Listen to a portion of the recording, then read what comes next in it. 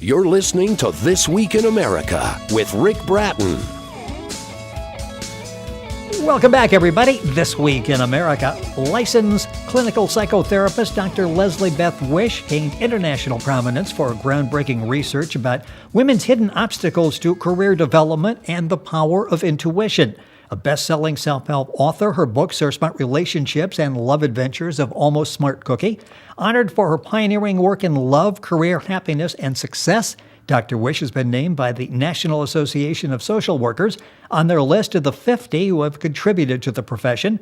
Her solid, practical, and trusted advice has worked for the thousands of women, couples, and men that she has counseled. She's the founder of LoveVictory.com, co-founder of the Counseling Network for the Special Operations Warrior Foundation. Dr. Wish and her colleague, Dr. Carol Morgan, are developing workshops in trusting your love intuition. To receive gifts and learn about the workshops and free events, go to Dr. Wish's website. That's LoveVictory.com. Sign up on the right.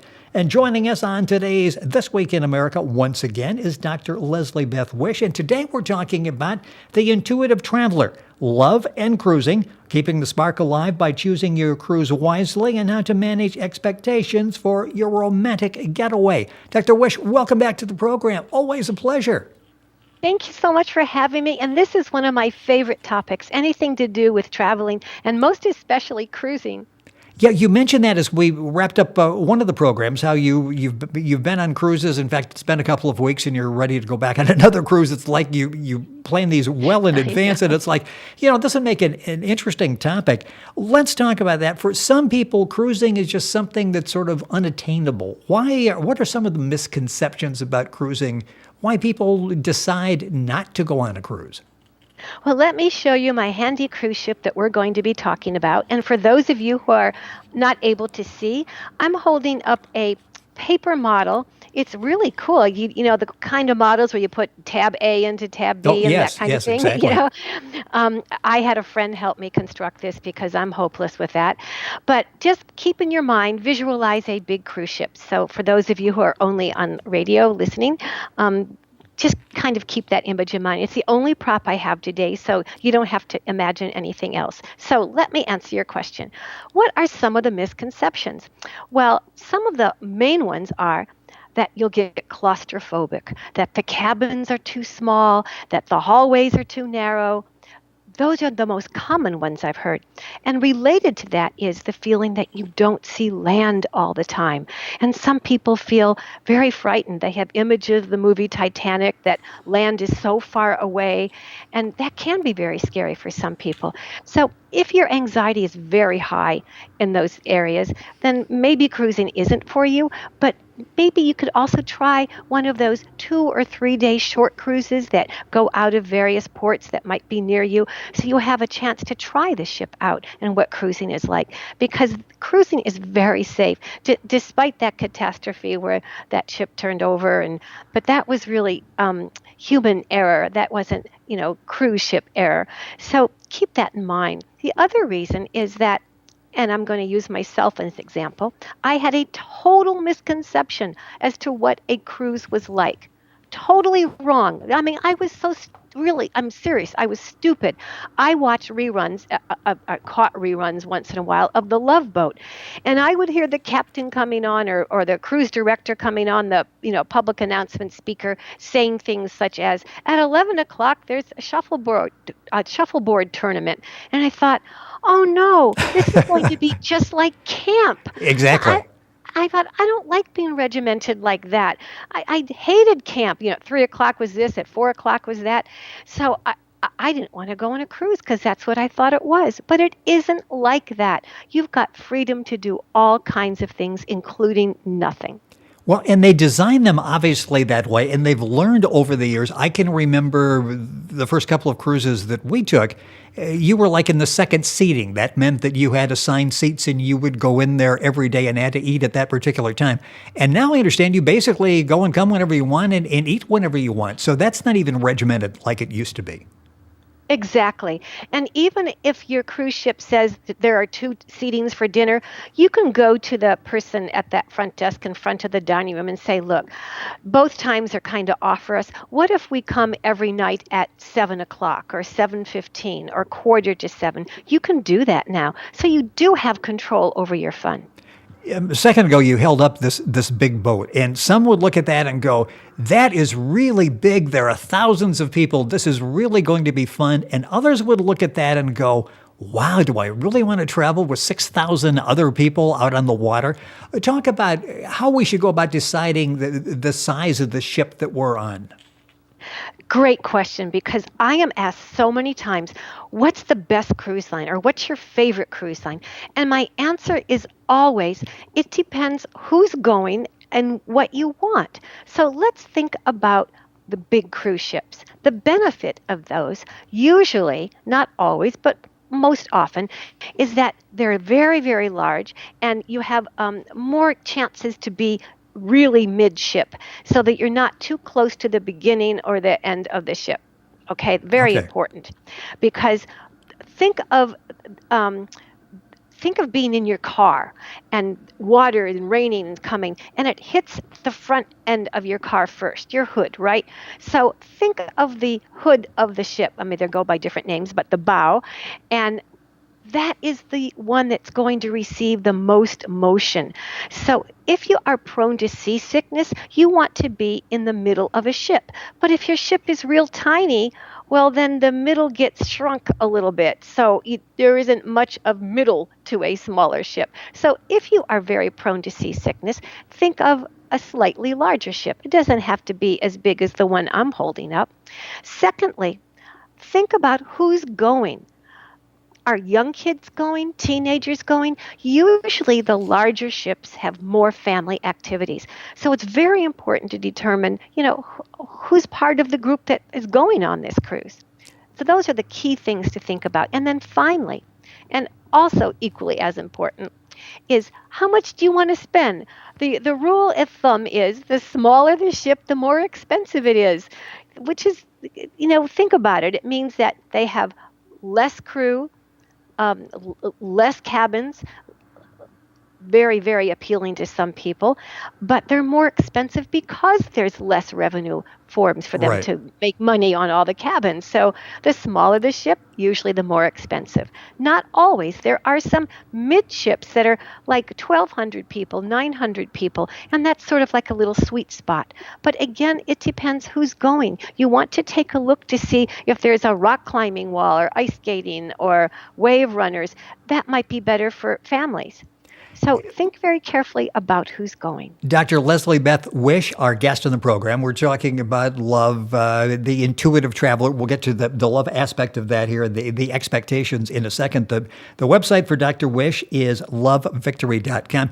You mentioned seasickness, and for somebody who hasn't done that before, they're thinking, wait a minute, am I going to get sick? And we hear so much with the new ships with the stabilizer bars and everything that's put into the ship. How big a problem is getting seasick?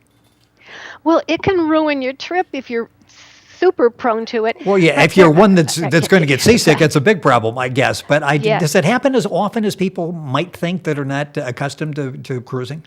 Not really. And believe it or not, I am prone to seasickness, but it has never stopped me from going on a ship. And there's lots of things you can do. Talk to your family doctor about whether there's any prescription medication that works for you. Talk about whether you can try something over the counter. Some of the things over the counter can make you sleepy. The one that works for me, I'm going to mispronounce it. The Bonine, the generic is meclizine.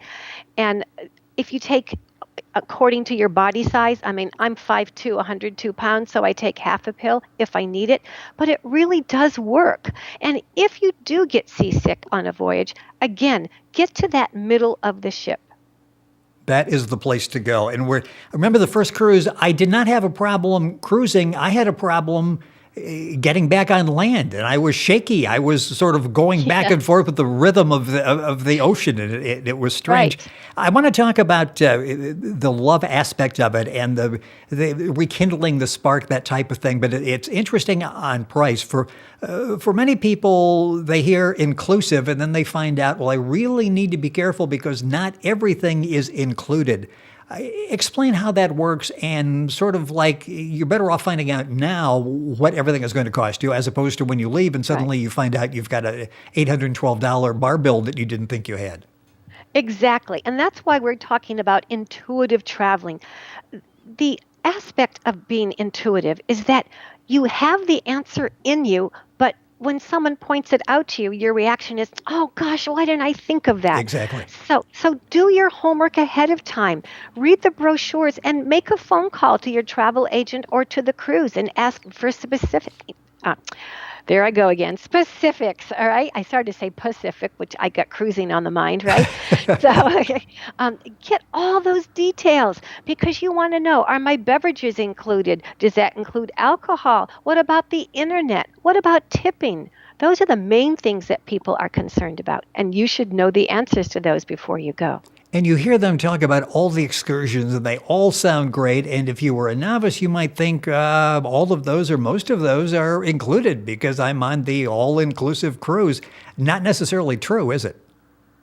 Not always. And sometimes cruises have one or two included cruise, destinations or get off the ship and go here. And it's like a little, tour or something. And sometimes those are great, but they may not be what you want. So again, pay attention to whether you have day trips or anything. Are all those little shore excursions included? So very good question. Let's talk about, and I'm going to try not to sing this, what does love have to do with it? How does that work into the equation? Well, a lot of times cruises is for honeymooners. Often they go on honeymoons or they go on them to kind of rekindle their relationship, put some excitement into it, or to celebrate a birthday or an anniversary. So all those are great things. In fact, my husband and I do that a lot. We'll go on an anniversary cruise or a birthday cruise if we can. But what about your expectations? For all the fun and the excitement that you have, cruising can be very exhausting, particularly if your itinerary is port intensive. So take a very close look at your itinerary. Are there days at sea? Is there downtime? Otherwise, you're getting off the ship, then back on the ship, and the next day off the ship and back on the ship. And believe it or not, people come home from cruises and say, I need a few days to get back into my life again. So take a look at why you're going. If you're looking for love and rekindling, it might be good to have at least 1 or 2 days at sea. That would be very important. Or you don't have to get off the ship. A lot of times on the ship, it's really nice to be there when everybody else is gone. So think carefully about where you want to have your intimate times. So it's really important to manage those expectations. I mean, it sounds great. You're going to be together for 7 days, but you can't really leave because you're there. Oftentimes you're out in the middle of an ocean, so you can't leave. You're there, you're drinking maybe more than you usually do, so you really need to have some sort of maybe limits, expectations, realistic ones in your mind before you go into the cruise. Yes, that's really good. I'm glad you mentioned that. Yeah, how much are you really going to drink? That can really kind of, mess up your mind and certainly can put a dent in your sex life. You could pass out, not feel anything, not be in the mood. Those are not good romantic things to have. So talk about that. Those beverage packages that include alcohol, maybe you don't want to do that. Maybe you want to use an extra eye on your expenses as a way to curb your tendency to drink. Be very careful about that. Also, don't use cruise time to talk about hot topics between you and your partner. You do not want to spend your time on the cruise arguing or storming away from each other. It's interesting. So if you've got some life-altering decision you want to bring up, maybe it's a good time to do that when you get home as opposed to when you're sailing into Bermuda. It's not the time really to go into that. And length of cruise is interesting too, maybe especially if you're newly married, have not spent a lot of time together, and you can do, you mentioned the 3-4 day cruises that are very popular. Should you do a 7-day? Well, what's the right length for someone who is just beginning in cruising? Well, 7's okay. That's not too bad. The short ones are good. Right. But, pay attention to, go on cruisecritic.com, read about the ships you're looking at, because the secondary ports, and the main ones out of the United States usually go out of Florida, or sometimes they go out of New York. You have to look very carefully because you want to make sure that the ship has good reviews. You can trust some of those. So don't just restrict it to how many days, but a week goes pretty quickly. The other things you can do to have a good time is agree ahead of time that you're not going to be, linked at the hip. You're not going to be, tied together all the time, that you can go your own way. Maybe you want to go to the gym at different times as opposed to the same time, but work out some of those pre-planning things ahead of time. How do you go about unplugging? This is something that, when I cruised the last time, I was trying to find a fax machine. We've moved on from that. Now it's like all of this, I need to be connected. I need to make contact with the office. How do you go about sort of setting that aside? And I'm assuming that you should set that aside for sake of having this romantic getaway. Well, you could put something on your emails that's saying, I'm at a conference, or I'm something like that. You don't want to say that you're out of the country. You don't want to broadcast that. But you can say, I'm attending a local conference for the next few days. Please save your emails unless it's really urgent. It's interesting. And if you are one that really needs to be on the internet a lot, try to limit that a little bit and spend time enjoying where you are and what you're doing and who you're with. Especially since those internet packages can be very costly. They can eat up minutes really quickly. So that's a great deterrent. And something you really need to check before you get involved and do it, and then find out later, I just spent $500 on internet connection, and I didn't realize, I thought the Wi-Fi was free, and of course it's not. A couple minutes left in the program. We're talking with Dr. LeslieBeth Wish, talking specifically about the intuitive traveler, love and cruising, keeping the spark alive by choosing your cruise wisely. Her website is lovevictory.com. And the minute or so left in the program, what was one of the most favorite destinations, cruises that you've been on? And then I'll ask maybe your least favorite. What was the one you really liked the most? I love the one going to the Baltics. I really did. I enjoyed going to St. Petersburg, Russia. I lived in the Soviet Union many, many years ago for a year as a grad student in Moscow, but I never got to St. Petersburg. And I also loved any cruise that went to Venice, Italy. But, we left out something really important, how to pick a cruise cabin. Those of you who are just listening, I want you to make a plus sign with your fingers. And I want you to think about being smack dab in the middle of that plus sign so that your cabin is midship from top to bottom and front to back. That's how you get the most stabilization. That's very, very important. Also, you want to be careful on a cruise ship about going too high up on the decks, because that's where again, you have a little bit less stability than you do smack in the middle of the ship. Because, think of a sailboat in the water somewhere, and you see the mast and the sail kind of going back and forth. And if you get too high, you also don't want to be the first deck of passengers, because sometimes your cabin could be right above the crew. And on some ships, they allow the crew to smoke, and some of that smoke can go up into your cabin. So that's why I like the idea of making a plus sign with your fingers, and you want to be right at that intersection if possible. If you can't, and you've got a choice of being forward or back of that plus sign, go back. Always great advice. Dr. LeslieBeth Wish, our guest on the program. You can find past programs that we've done with Dr. Wish at our website, thisweekinamerica.us. You can look in video, you can do the audio, and have a chance to watch and to listen to those programs. Talking about the intuitive traveler, Dr. Wish will be back. Next program, we're talking about intuitive proposals, and I'm looking forward to that. Great information on cruising, especially setting and managing your expectations, because it is a great chance to get away with that someone special, and you need to do it properly. So if you're gone for 7 days, you enjoy all 7 of those days. Thank you so much for being with us on the program. Thank you. Bon voyage. Exactly. And we'll keep track of how many cruises you've got by the time we're back here next time and find out and get some more tips. Dr. LeslieBeth Wish, our guest on the program. Our website is very simple, lovevictory.com. You can link on by going to our website, thisweekinamerica.us. And we're back right after these messages.